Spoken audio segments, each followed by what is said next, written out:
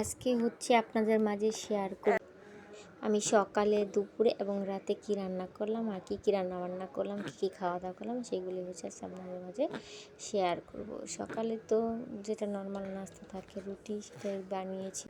তো রুটি দিয়ে খাওয়ার জন্য রান্না করেছি। আর নেহেরেটা রান্না করাটা খুবই মজা হয়েছিল, খুবই মজা।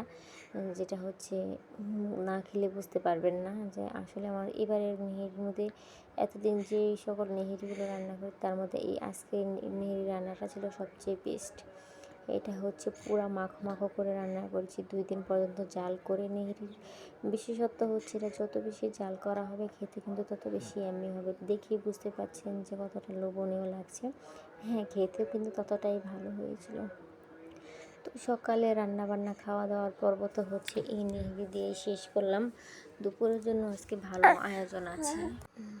যেদিন রান্নাবান্নার ঝামেলা থাকে সেদিন হচ্ছে বেশি বেশি থাকে, আর যেদিন দেখবেন রিল্যাক্স থাকে সারাদিন রিল্যাক্সই থাকে। অবশ্য কাজে থাকা ভালো, ব্যস্ত থাকলে সময় তাড়াতাড়ি চলে যায়। আর একা একা থাকলে বা কাজ না থাকলে তখন হচ্ছে শয়তান মাথা মাথা নাড়া দিয়ে বসে।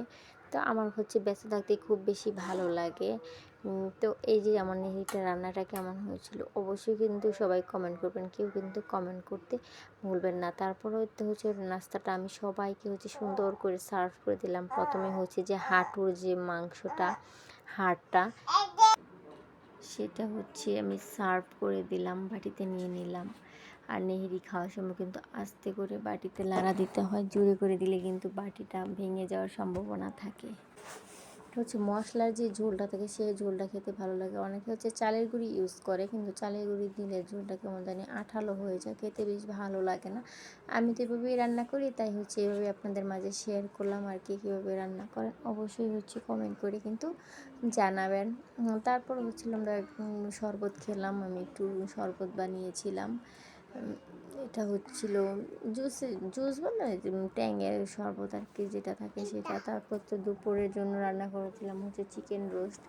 তো সবগুলো হচ্ছে লেগ পিস ছিল।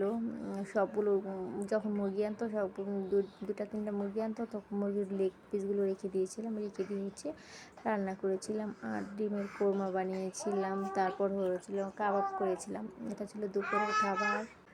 আর রাতের খাবারে ছিল যে গরুর গোস্ত ভুনা। এই তো ছিল রাতের খাবার।